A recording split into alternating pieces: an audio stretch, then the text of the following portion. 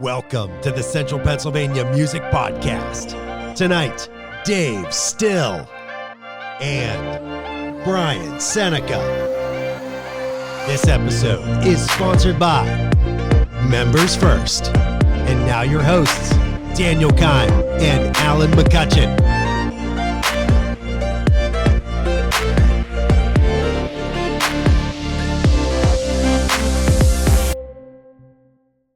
Welcome back to another episode of the Central Pennsylvania Music Podcast. Tonight we have two very special guests, Dave Still and Brian Seneca. We'll also be lucky enough to hear a live performance from Brian Seneca at the end. And we are sitting down with Dave Still. Dave, thank you so much for taking the time to come here and be with us. My pleasure. So you, for the watchers, the listeners, I'm sorry, you can't see this, but for anyone watching this video, Dave was nice enough to give me a plethora of notes, and honestly, his story is incredible. I do remember reading on your LVC page, though, reading what your expertises are and everything, and just half of the words that describe your expertise, I was like, I don't even know how to say this word. And I'm not being dramatic or over-exaggerating. I was like, I'm pretty good at the English language. I was like, I have no idea how to say this word. But then off camera, we were talking, and you kind of filled me on what those were. With that, I always like to start with the guest. Tell us about Dave. What makes Dave Dave, and where did Dave's story start? My story began musically at age 13 in 1963. Okay. Born of the Beatles coming into existence, and there was really a surge of musicianship in central Pennsylvania. Around that, there was both English music and the R&B scene. And so the first band that we had was a group called the Donshires. It was Joe Clario, myself, Paul Stavali, and Jerry Musser, and eventually Jerry was replaced by Charles Oakes.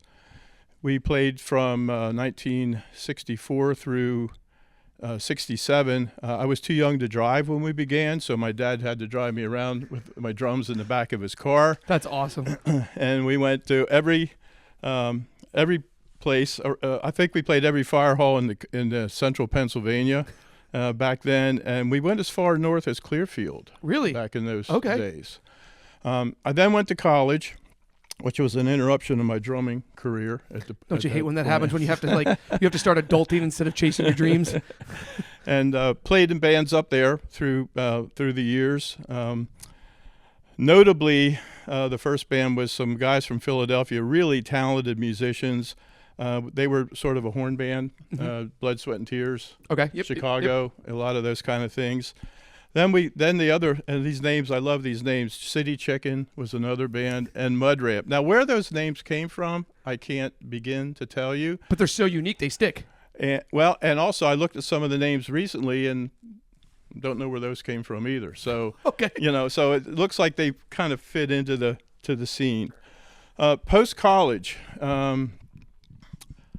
Dan Hartman and I were actually Dan band, the Legends from the 60s, and our band, the Donshires. We kind of knew each other, and Joe eventually went on, our bass player, Joe Clario, went on to play with the Legends for quite a while after I went to college, because the band couldn't continue at that point. Yeah. And so Dan was in the recording studio in Mechanicsburg called Baldwin Sound. Dan and I shared a physics class in high school where I was in the front paying attention. Dan was behind me not paying attention because he was pure creative talent. I mean, that was his thing. So, but we had a collaboration in the studio, and I went in when he was doing some work at Baldwin Sound in the early 70s. This would have been about 1972. Okay. That started my interest in the recording world. I loved the technology, which today looks pretty annoquated. Might be a little outdated now. From what was happening back then. But it was really an exciting time, and I just fell in love with the studio. I believe it. And so that went on for a few years, did a lot of records. The first album that I did was an album called Morning Song with some people from Penn State. That's where you went to college. Yep. Yeah. We are Penn State. Yeah. Yay. Sorry for any Buckeyes fans out there. And Fred Kurtz went on to, he was part of that band, and he went on to be a founding member of a really high-end audio company in Columbia, Maryland called SPL. Yeah, I've heard of them. Yeah. And so Fred and I remained cordial and friends over the years. Also, during that time, Dan was had written a lot of music, Okay. and had come to the attention of Edgar Winter. Wow. Okay. Yeah. In Kind of a big deal. Yeah. So there was some negotiations going on about that time, and Dan ended up going into the Edgar Winter group. Okay. And Edgar and Dan had they rented a facility out on Sands Point, Long Island, a very large facility. I think it was called the Fleischman Mansion. Edgar had one side, Dan had the other. Blanche, who was the housekeeper, and myself were on the third floor. First floor was general use. Second floor, Dan started a studio. Okay. So I had transitioned out of Baldwin, went up to New York to work with Dan in this studio. Okay.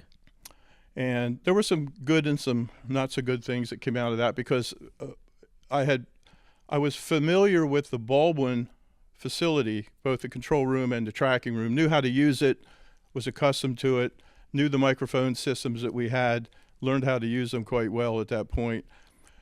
Went up there, but that wasn't a studio. It was a bedroom that had a studio in it. Got it. Yep.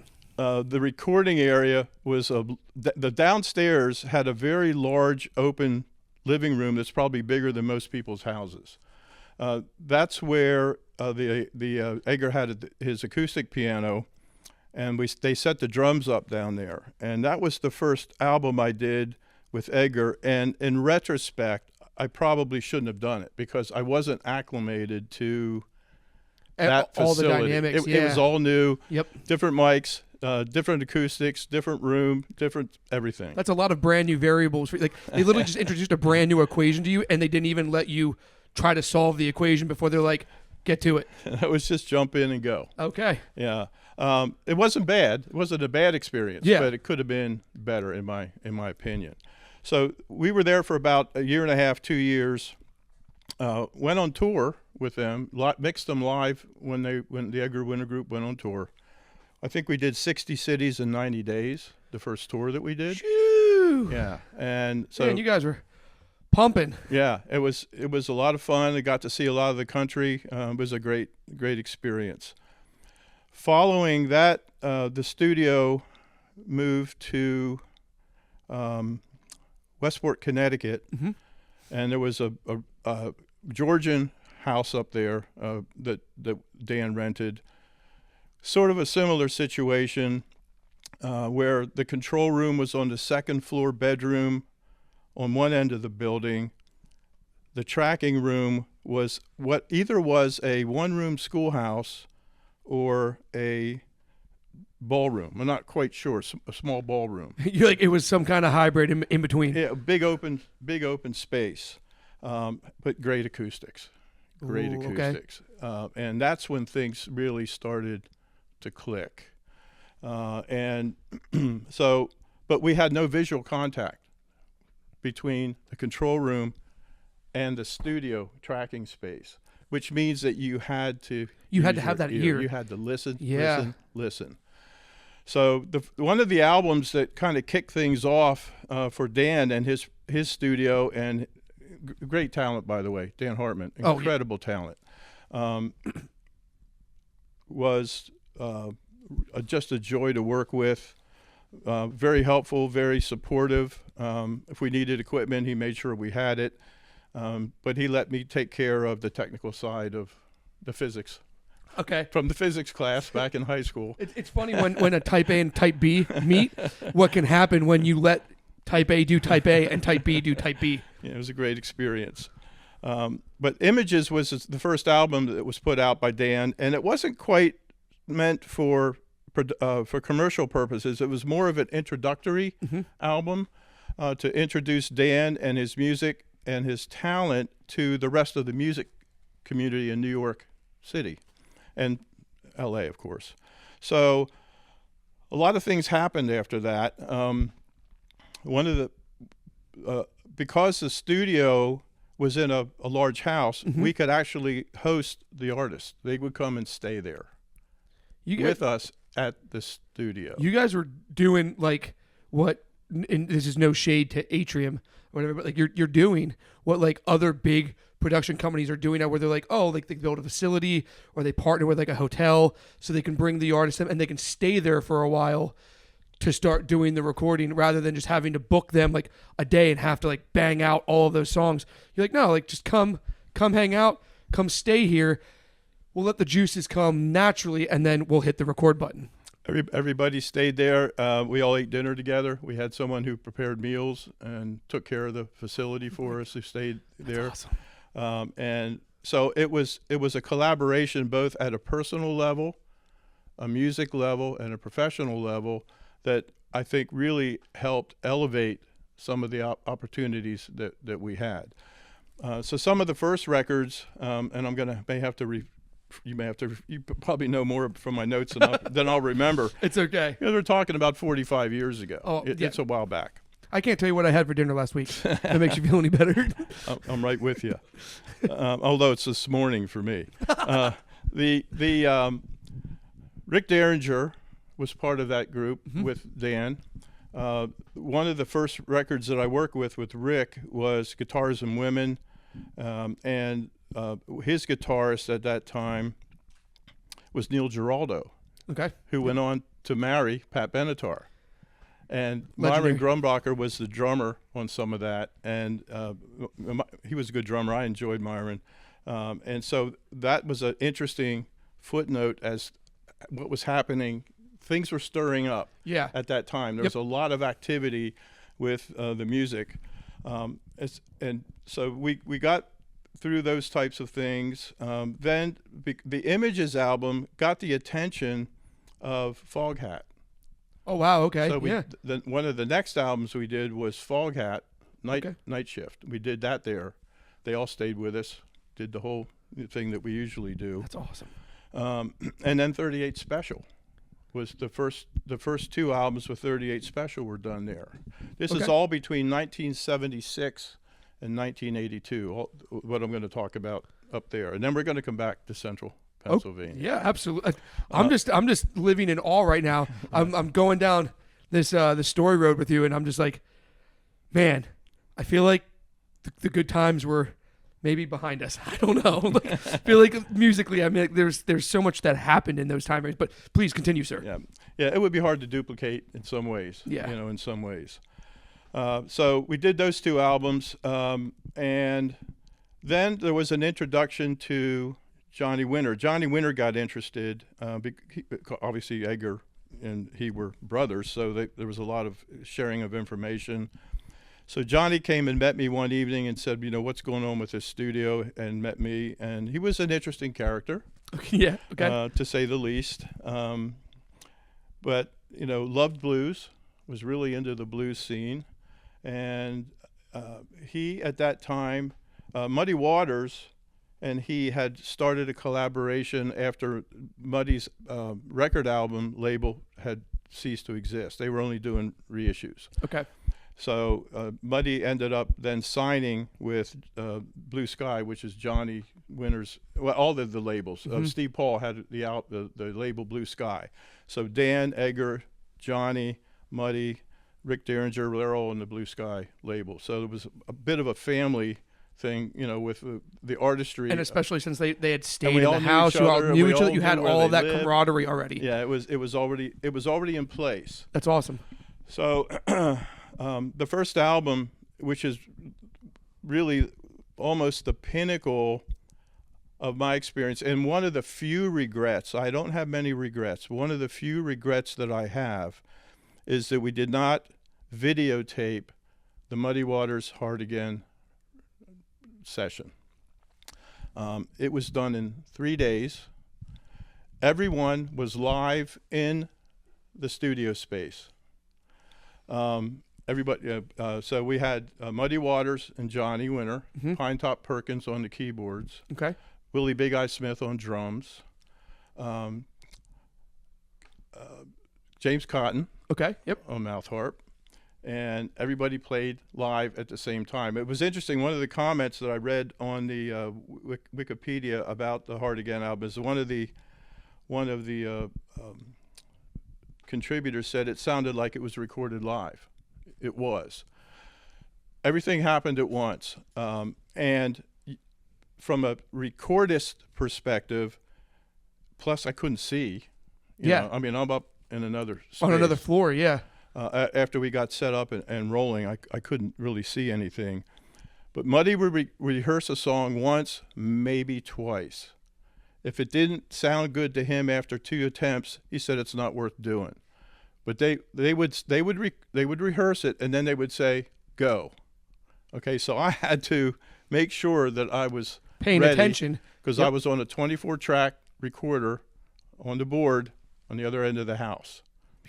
So, and if you miss it, it's gone. Because okay? if we're going to like number 3, he might be like, screw it, it's not. No, there wouldn't have been another one. There wouldn't have been another take. There might have been a different song, but there would not have been another take. That's crazy. And I think that's the what is the essence of capturing the artistry of a recording, and I just wish we would have videotaped that. I was gonna say, so you're using the specific words that I wanted to bring in here, because I do want to talk about this, capturing the artistry of the performance. So you say, and this is straight from Dave, and I love what he says here, artists are focused on capturing imagery of the music, and it's best to be invisible throughout the process, i.e. do not distract from the focus of the music. You are not the producer or the artist, so do not offer your opinions unless asked. Opinions will be requested once the artist becomes comfortable with your performance. So how do you sculpt that invisible experience? Like, how did that look to you? And I know you're kind of going through the process now, but like, you put that so well in the beginning, and I love that it's best to be invisible. But honestly, you're doing so much that it's kind of hard to be invisible. I mean, I get it, you're not visibly there, but you're doing so much to manipulate that sound. Yeah, what I mean by that is you're invisible to the process. In other words, you're there to capture what they're doing. All right, so you don't inject yourself into it. You do your part to make sure that you are ready and able to capture what they're doing. And I never talk to anybody. I wouldn't go down and try to strike. I mean, these are famous people. Yeah, these are big Muddy name Waters people. from a blues standpoint, huge, way up at the top. Yep. Okay, I didn't talk to Muddy unless he talked to me. Okay, and any artist, once they become comfortable with you, they will bring you into the fold. But don't do anything ahead of that because you don't want to disrupt or in any way affect that performance in any negative way at all. So it's up to you to prove your chops as the producer to the artist that you can capture what they are trying to perform. And then once you have proven that to them, once they have determined you have proven that to them and they start getting more comfortable with you, then maybe if they ask you for an opinion, whatever, sure, I'll give it, because you've already earned that kind of respect from that person. You guys are on the same wavelength now within your own respective fields. That's correct. And again, once you've worked with a producer like Dan for a long time, we would collaborate on a lot, but not in the beginning. And some artists don't want to talk to the engineer. I remember David Johansen had a producer, and I had to be invisible because there was not really a camaraderie between his producer and myself. Nothing negative. Yeah. But he just wanted to get the tracks down and be comfortable with the tracks. So that's what I mean by being invisible, because there is a tendency sometimes to offer an opinion or to say, something, which, I just didn't do it. Was it hard to bite your tongue sometimes though? Not so much. I had plenty to do. I had plenty to keep me busy. I had plenty to do. I was focused on making sure that it got on tape. That's awesome. You couldn't miss it. Because missing a performance, you can't bring it back. No. Once it's gone, it's gone. It's one thing about time. You can't rewind it. Tape you can rewind as many times. Well, maybe not as many times as you want. It will wear out, but yeah, time you can't rewind. So it's like, yeah, if it's gone, it's gone. And so I wanted to say here, because you've gone through some of the most like iconic like times of our lifetimes of music and how music has grown, music has changed, music has morphed. And now here we are today. It's 2024, almost 2025. Watching the music scene change and the music genres, just music as a whole change. Back when you were doing all this recording, you were dealing with these big time famous people, to the way the music has gone now, and then sitting in central Pennsylvania. The bottom line is, what are your thoughts on that? What, as someone that knows music and like the recording and everything inside and out, how would you describe that progression right now? Well, obviously the biggest difference, and let me back up. Kind of a loaded question. I'm sorry. No, it's okay. Let me back up for a moment. Sure. On the Muddy Waters session, there were no overdubs. There were no punch-ins. None. None. Zero. Okay. Okay. These were live performances, and I think that comes across. And most of the recordings we did then, and even if I were doing them now, I would do as much of the tracking with as many of the instruments as possible, if not all of them. Because there's just something that becomes magical from an acoustic standpoint about all of that energy in the same envelope. And what the microphones hear, it's different. It's different than when you track individual instruments. It's already pre-compressed. It almost sounds too perfect compared to what you're picking up live. Yeah, and the other person I saw who did this was Todd Rundgren, when he was doing the Cars album up in, where did they do the big, the big outdoor concert thing? I'm trying to think here. Yeah, it'll come to me. It'll come to both of us once we're done rolling. But anyway, we were up there, and with the Cars, he did everything. He just took plywood and boxed in the amps and boxed in the bass and the guitars and everything, and let the drums roll in the room. So he had a similar approach, but in the Muddy session, everything was open. There was nothing boxed in. Everyone played just like they were on stage in that room. No punch-ins, no overdubs, no nothing. So the big difference today is with digital, and it's gotten quite good, because I lived through the transition phase in the mid-'80s where the analog was starting to transition into the digital. Away. Yep. And although the early digital, at least in my humble opinion, didn't have the low-end solid things that wasn't as much good better yet. today. Much better today. But now you can correct pitch. You can correct timing. You can correct this. You can correct that, because they're ones and zeros, and you can shuffle them around any way that you want to. Yep. So my suggestion to recordists who are trying to break into things, and there's a much greater field with film now, for the artistry that you can bring as a recordist to film as well as music, is, try to keep the life of the performance alive, and not kind of shut it out with technology. I think that's really good advice, honestly. Yeah. I mean, it's an opinion of mine. Doesn't mean anybody has to follow it, and maybe somebody has a better idea than mine. If I had to summarize this, I think for a lack of a better metaphor, a suit and a tie type person might disagree with you, but anyone that actually has had their hands in the creative field, whether it be you as an engineer or in the background, someone who's on stage actually doing the performance, I think anyone in that career field, they would agree with you 100%, because there is a spark. All of this comes from some kind of spark, whether it's a spark of imagination, a spark of passion, a spark of creativity. And like you're saying, don't let that spark get overshadowed by all these ones and zeros. Make sure what is making that or giving that life, make sure you can still hear that life in there. And I think that's really awesome advice. I just have one last question for you. What do you think it is that makes Central Pennsylvania such a unique and special place for music? Because we have obviously tons of musicians and artists that come out of this area.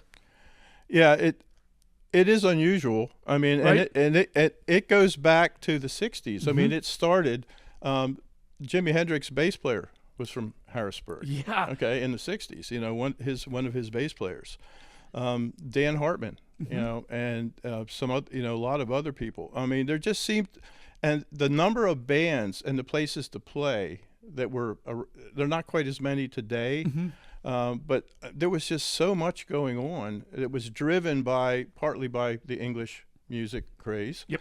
But R&B's always been strong here too, and jazz. Jazz has always been strong here. Yeah. So coming back to this area, and I guess we're kind of getting short. I'm going to let you finish your thoughts, or don't you worry. But the greatest compliment to me was when I had to come back to Central Pennsylvania for medical reasons with my family. Johnny Winter, Rick Derringer, who brought Cyndi Lauper back to here, recorded with me at Baldwin Sound in Mechanicsburg, Pennsylvania. And we did something very similar. I was living in Dillsburg at the time, and they came and stayed with me. They said, we're going to the country. That's the way they used to. We're coming down to the country. So they would come down and stay with me. But there were a lot of musicians locally. Tom Stroman in Third Stream, tremendous musician, teaches at Lebanon Valley as well. Incredibly talented individual. And so many groups, the Sharks, Kings and Queens, Full Moon. I mean, and then I played in several bands when I came back. Splinter was actually back in '72. That was with Joe Clario. I teamed up with Joe Clario and Lauren Peck, Bernie Hess, Dan O'Hara, and a group called Maricopa, which is, I think, Spanish for butterfly, if my memory's correct. Okay. I don't speak Spanish. Yeah, so I have no sure. idea, so I can't correct you or confirm you.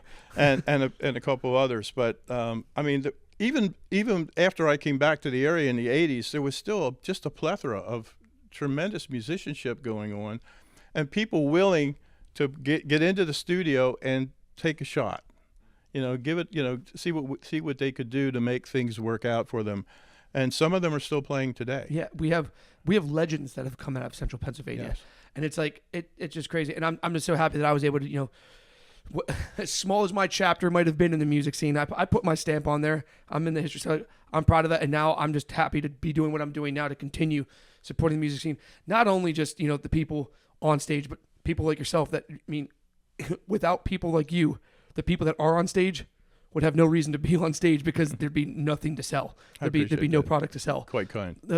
It's the truth. It's the honest to God truth. But Dan, I would love to keep talking with you a lot longer because this has been very interesting to me. I'm kind of like a history buff in that way when it comes to music stuff. It's very interesting to me, but unfortunately our time has come to an end. So we might have to get you on the books then later for another season then. Pick up right where we left off. If that sounds good to you. Sounds good. Awesome. Well, hey, thank you so much for coming out again tonight. And it was a pleasure talking to you. My pleasure. Thanks to everyone for all of this. Absolutely. And we're sitting down with Brian Seneca. Brian, thank you so much for taking the time to come out and sit down with us as well. Thank you for having me. It's my pleasure. Of course. So let's get right into it. You just released your first solo album. Yes, I did. So I want to talk about that. But first, where does Brian's story start? How did music... did you start music? Did music start you? I think music started me, to be honest with you. It's been in my blood. Like ever since my mom plays organ and piano. She sang in the church choir.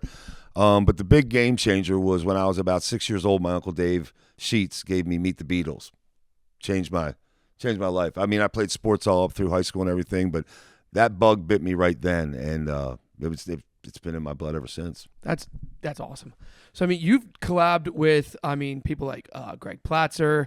I'm sorry, I'm going to pull out my phone because you've been with quite a couple local artists here, and I don't want to disparage any of their names. Give me 1 second. You got Greg Platzer, the Blitz Dinettes, Amy Simpson, Shelby Nelson of The Famous, and honestly, many, many more that I could name, but we'll be here for the entire time that you have. Well, that's why, like, when it came time, I played in bands, like back in the 80s, it was Rude Awakening. Okay. And then even before that, a guy named Sam Noto, who's a good friend of mine, he had a recording studio in his basement, like a little 4-track studio. And we used to play, Mayfairs and stuff with Sam really got us out. He had a real PA system, an actual microphone and all that. And then there was Rude Awakening, which actually morphed into a band called Trouble Walking, which was fairly popular in the late 80s, early 90s. Then I was in a band called Bamboo Igloo. And That's an awesome name. Yeah. Just saying.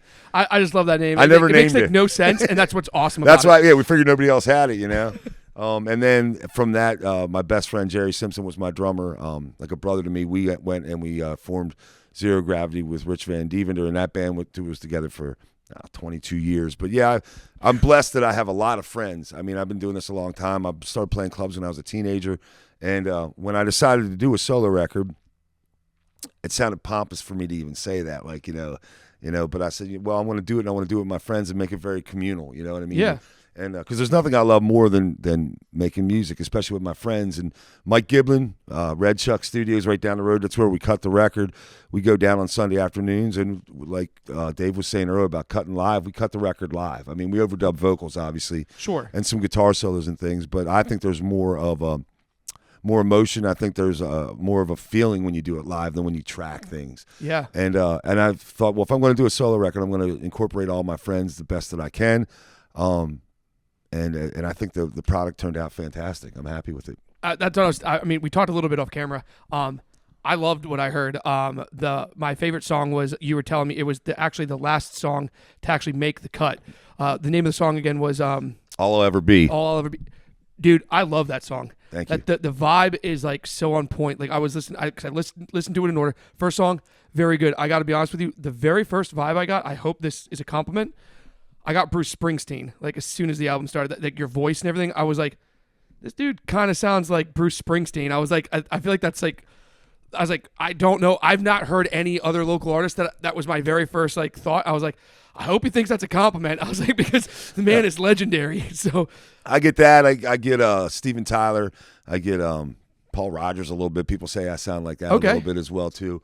All of them, influences on me, like the Beatles especially, But yeah, like the first question you asked me, where did I start? All I'll Ever Be really tells you the whole story. I mean, it's an incredible song. Like I was telling you, like I love the 80s synth that's like incorporated. Like I love like the 80s synth. Like I liked it in the 80s songs that are still already out there, but I like these newer acts that are bringing them in, because I feel like they're bringing them in, not like in the 80s it felt forced, but in the newer times they are finding the appropriate times and the appropriate sounds to interject that, and I'm here for it, man. Like I love when you can take something from the past, something that influenced you, and you can properly and accurately and I'd say impactfully incorporate it into your own project.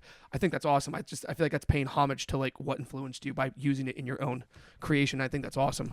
And a lot of that's Mike Giblin. I cannot speak highly enough about Mike Giblin. He's the man. It's so nice. I've been writing songs since before I even knew how to play guitar. I got a guitar when I was 6 years old, and to me, it's still like a magic box. Like when I sit down and play guitar, unless I'm learning songs for my current band, which is The Hassle. So if you guys ever shout out to The Hassle. But I don't really sit down and play cover songs unless I'm learning cover songs. I just sit down and play my guitar. I love to cook. Sometimes I'll have a Stratocaster around my back and I'm making pasta, and I just play constantly. I'm not book learned. That's dedication. Well, it's an extension of me, actually, really. I mean, I'm not book learned. Let's face it, I'm not doing anything groundbreaking or different on the record. But what I tried to do was stretch my boundaries. Like the song you mentioned about Shelby Nelson. She's amazing. Very dear friend of mine.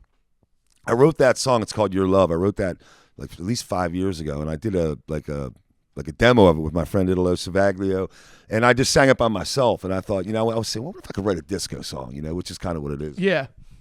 And wrote all the horn parts on piano and things like that. And then the more we got close to doing it, I presented that to Mike, maybe the first song I think we cut. And I said, I want to do this as like a Peaches and Herb kind of thing. So I mentioned to Shelby, because we're good friends. Yeah. So would you do a duet with me? And she just knocked it out of the park. And I that's one of my favorite tracks on the record. I'll be honest too.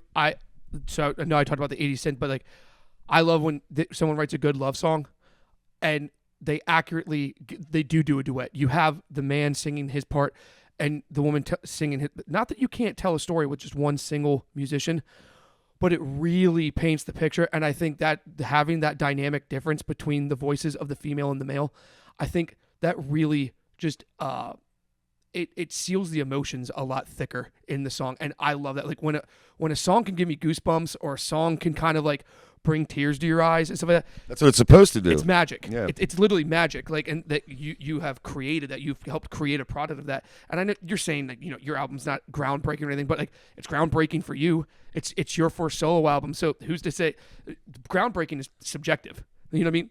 That it's groundbreaking to you. I would say it's groundbreaking. Well, I really like to try to stretch the boundaries. Like you mentioned, Amy Simpson, man. She another one, fantastic talent. She sang on "All Right by Me," which is after I recorded "Your Love." My drummer Trent Sprankle, one of the drummers. We had 3 different drummers on the record. Everybody contributed, but Trent was involved in the majority of it. He goes, "I like when you write breeze. I like when you write breezy stuff. Like write a yacht rock song." And I'm like, "All right." So I just like Okay. So I came up with those chords and. I actually went out to see my old bass player. He moved to Colorado, and Melanie, my wife, and I went out to Colorado, and it was August, but there was like snow on the mountains and everything, and I was playing that song for him, and I kind of worked it out while I was in Colorado, sitting on a deck looking at the snow on the mountains and everything like that. And then she sang along with me on that, and then Rags, a good friend of ours, came out and put sax on that track, which it was like the icing on the cake. He's amazing. Thank I love you, buddy. saxophone. Yeah. These guys have heard me talk about it way too much, but saxophone is making like an appearance in the metal scene. And The metal scene? I will show off camera. I will show you an act. It'll blow your mind. It blew my mind when I first heard it because I didn't think it was an instrument that metal needed until I heard it, and I was like, "Oh my god!" I'm like, "That's the instrument that metal has been missing," and I was like, "It's crazy." So we'll talk about that later. It's funny you mention that because my mom. It was a musician herself, and I wanted a guitar after my uncle Dave gave me Meet the Beatles, and she's like, "Well, guitar players are a dime a dozen." She goes, "If you learn a different instrument, I'll get you a guitar." So if you listen to the lyrics in the title track, "I'm Still Around," that's kind of autobiographical for me, And the first verse, if you listen to it, that's Noel Staley, my elementary school teacher. He used to call me Scatterbrain, because like you're younger than me. When I was growing up in the '70s, when you have ADHD. They hit you and told you to pay attention. They didn't. I've heard the stories. I've heard the stories from my parents. They didn't say, "Are you struggling to focus?" No, they said, "Pay attention and do what I told you to do." So I can't help it. You're being boring right now. My brain hates what you're saying right now. But I struggled big time, and my mom said, get another instrument. So I tried to play saxophone, and I just had no desire to do it. I wish I did now, but at the time I didn't. All I wanted was that guitar, man. Because you couldn't stand in front of the mirror with a sax and look that cool, Bro, I'm right there with you. So like, I wanted a guitar for the longest time when I was growing up, and my parents finally they scrounged together. They got me an electric guitar. I might have played that guitar like 4 times in like the 3 years that I owned it, and then I had played violin growing up all through like elementary school, middle school. And so like one of my friends was like, "Oh, like I'm starting a band. Like, do you want to join?" I was like, "I don't really know how to play anything." I was like, "I used to play the violin." He's like, "Here's a bass guitar." He's like, "It's essentially the same thing. You just hold it differently." And I thought he was like BSing me, but I was like, "Oh," I was like, "You're right." Like I was like, it kind of is like the same, almost the same like practicality. So I did that for like. Were you playing it like this? I did try it once at a practice though, just to get some giggles. Not nearly as good. Yeah. But I did that for like, I don't know, like a couple months, and then my buddy was like, "Dude, I think you should be doing vocals." But I'm right there with you now. Going through like the music scene, like going through my own music progression, I'm sure going through yours, you see some of the other people playing these instruments, and you're like, man, like I really wish I knew that instrument could be that awesome back then, so I could have the time to learn it. Yeah, well, my mom tried to get me to go to piano lessons, and I was like, "Man, you might as well just put a sign on my back that says kick my butt. I'm going to my piano lesson." Like I don't want to do that, but I did teach myself how to play piano, and like I said, I'm not book learned. And it was funny too because in Your Love, actually, Mike's, and that's the one thing I want to say. Mike was always listening, and he'd be like, "That's cool," and then he would say like, "Go out and play Jackson 5 octaves at the end there," and I knew exactly what he meant because he was he was invested, but he could stay back and listen differently than I did, because I'm playing it and everything else. And he goes, "What's that chord that you play in the chorus?" I'm like, "I don't know." He's like, "What do you mean?" I have no idea. He's like, "What do you mean I don't know?" I'm like, It's from One of These Nights by the Eagles. I stole it and I moved it down 4 frets." Just point blank. Yeah. And That's what I did. Yeah. And he comes out, he goes, "It's a G major 7, jackass." And I was like, "Okay, there you go." You're like, "Great." My brain doesn't care what you're saying. I don't know if I can say jackass. I just said it twice. That's fine. Yeah, so like there was things like that, but that was the brilliant thing about him as he just sits back and he listens, and he'll say, "Try." He never said, "Do this." He'd say, "Go try this," or like we'd slow a song down. The song "Your Honesty," which is on the second side. I played that a lot faster when I presented it to Mike, and he goes, "All right, stop playing it like a metal lick and slow it down." And it gave it a whole different vibe by changing the tempo, a better vibe. It's crazy when you can do that, right? Yeah. And when you were here, you heard Dave talking and everything. Yeah. We were talking about that's like, because I fully believe in his statement of like, be invisible until you have that whatever. But if you already have that bond with someone like you obviously did with Mike and everything, you can get some of the best recommendations from the people that when they're actually invested in what you're doing just as much as you are. Like they're actually paying attention. They're not just doing it for the money. They're not just doing it for the credit. They're invested in it. And you'd be surprised when they will just think of something so stupid simple and you're just like, why didn't I think of that? And like you said, it changes the whole tone of the song. He did. And you mentioned Platzer, my buddy Greg. He came in and played a lot of nice lead work on there. Such a fun guy. Yeah.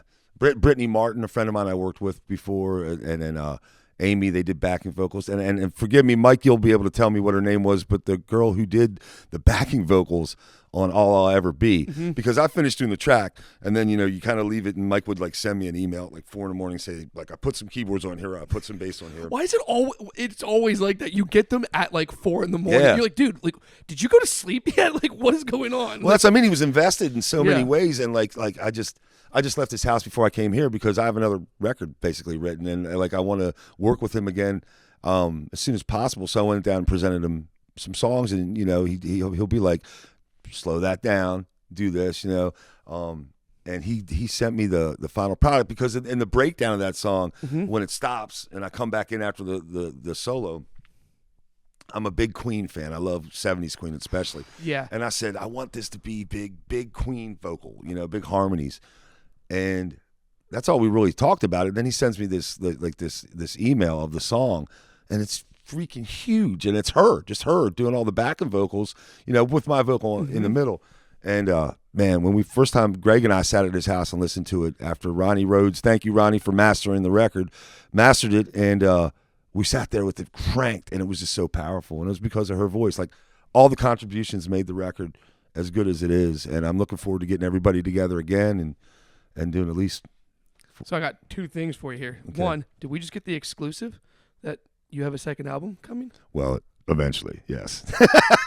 Heard it here first, guys. I don't know. CPMP. I don't know if I'll actually do it as a full album again, because someone pointed out to me that actually my good friend Bryce Connor, from the Jelly Bricks, who said, love those guys too. We had them on. Yeah, Bryce, I used to work with Bryce at Ray Music House, and Bryce is a fantastic guy, and he was like, release singles. The record's cool. It was like an entity. But I think regardless of how many songs we get done this time around, I'll probably do one every other month or something. I think that's smart. I mean, I'm no expert, but I can say that I've seen the same kind of trend. If you're someone like Taylor Swift or whatever, people are expecting albums, and that's fine. And that's not to say that just because you're not on that level, but I'm on that level. Yeah, exactly. I said it's subjective, right? Let's bring it full circle. But no, I think you're right, especially it keeps you relevant without having to do all the work of constantly staying relevant. You put all that work in, you have it there, and it's kind of like what we do here with the podcast. I mean, we shoot and then we release, but we shoot faster than we release. I don't know if we're giving out trade secrets here, but anyone that's been on here, they already know that. So it's the same thing. It keeps us relevant without having to constantly be going 100 miles an hour to keep that relevance. I think that's a very good piece of advice, honestly. And the whole industry's changed. I was fascinated with Dave's segment there when he was talking. I remember being a kid in the 70s, and I was a huge Kiss fan. They were massive when I was a kid. They would release 2 records a year. Yeah, I don't know how they did that. I don't know how some people just have that gift. Me, no. Yeah. You weren't getting 2 albums a year out of me. Well, I mean, to make it good, you wouldn't think. Even one of my favorite bands is Aerosmith. Like I said, and they did a record a year. The Eagles a record a year. So they had to keep themselves in the public eye, so to speak, or you would go stale, I guess, whatever you want to call it. And you picked a perfect band for that example. I mean, the fact that Aerosmith legitimately almost died. Aerosmith almost ceased to exist, but then they did that one cover.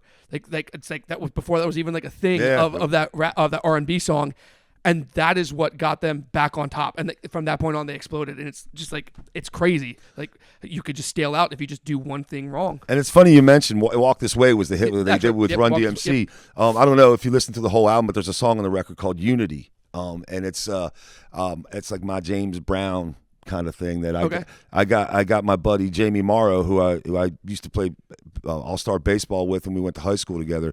Him and my buddies that I played sports with got into hip-hop like kind of early on in its infancy. Not infancy, it was around for a while, but when it started becoming mainstream. And I used to play on guitar stuff, like little 4-track things for them back when I went to East High School with those guys.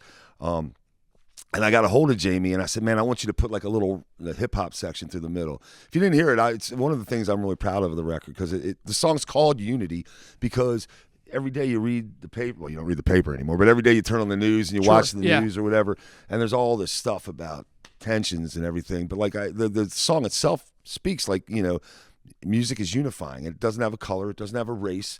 Everybody loves music. And I wanted to incorporate as much as I could. Like I used the James Brown kind of vibe with it.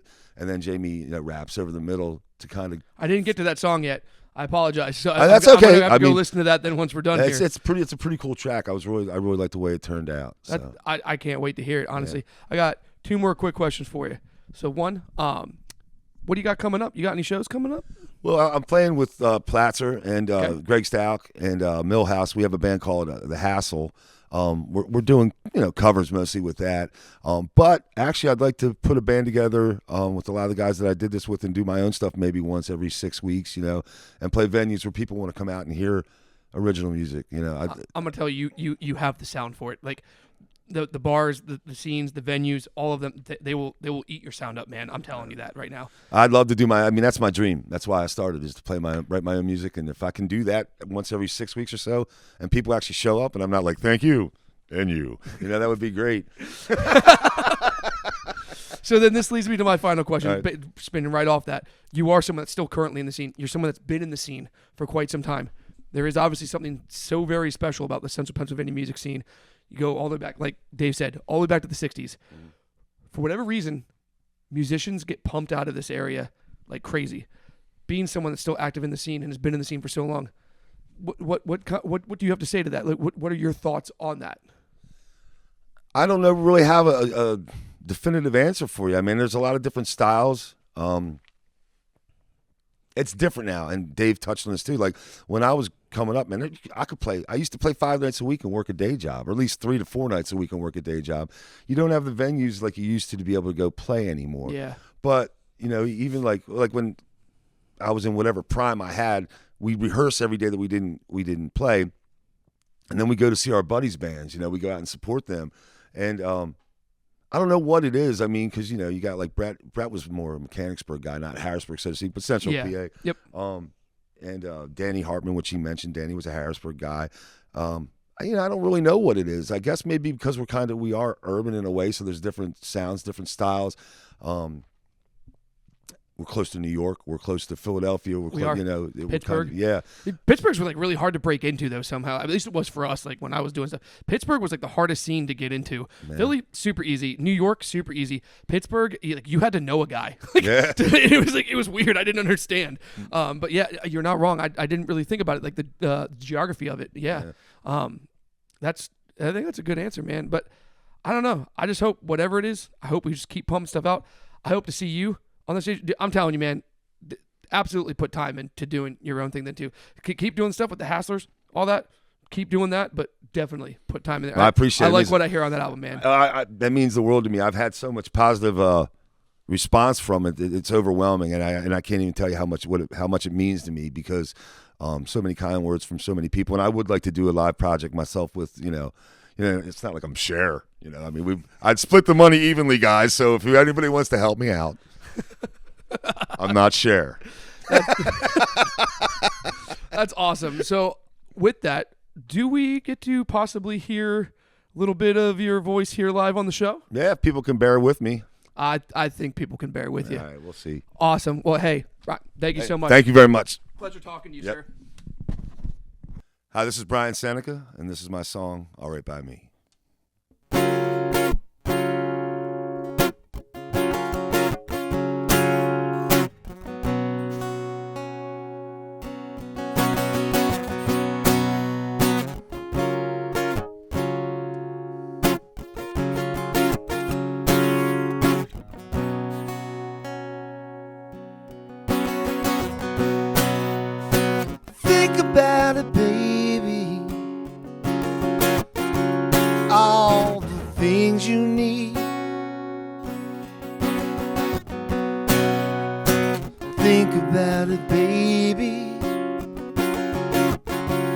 Are you including me?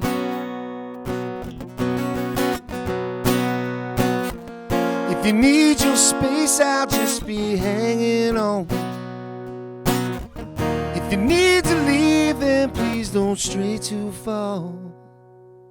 Whatever you do, whatever you choose, baby, it's alright by me. Wherever you go, wherever you know, baby, it's alright by me.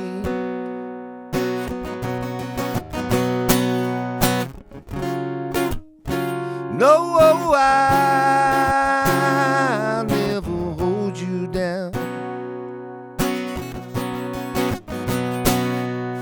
And if you choose to come back one day, I'll always be around.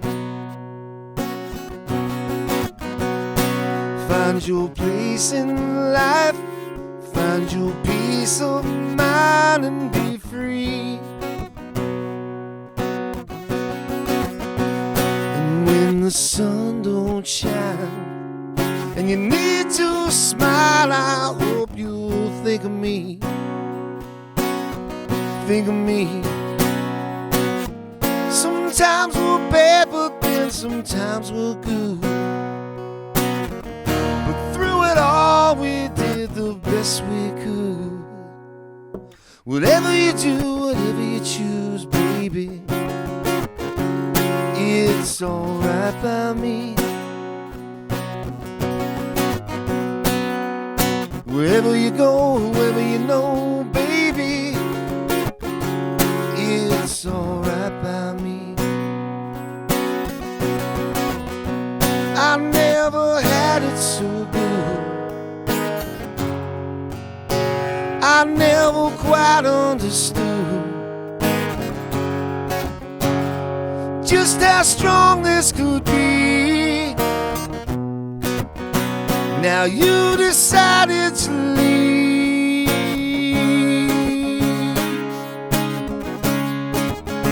Whoa, whoa, whoa.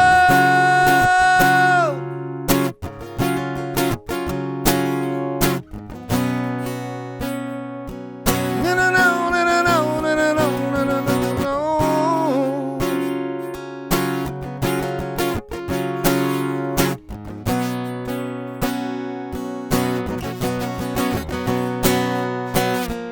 If you need your space, I'll just be hanging on. If you need to leave, then please don't stay too long. Whatever you do, whatever you choose, baby, it's alright by me. Wherever you go, wherever you know, baby, it's alright by me. No,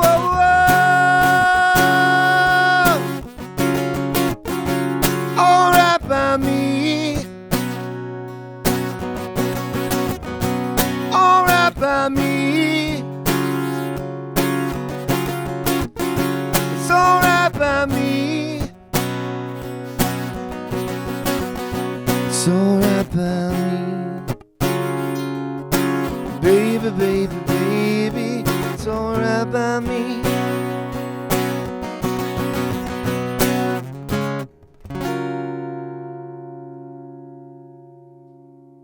Well, that does it for us on another episode of the Central Pennsylvania Music Podcast. As always, we'd like to thank the guests for taking the time out, come and sit down and talk with us. We'd always like to thank the fans for watching and listening. Until next time, guys, we'll see you then.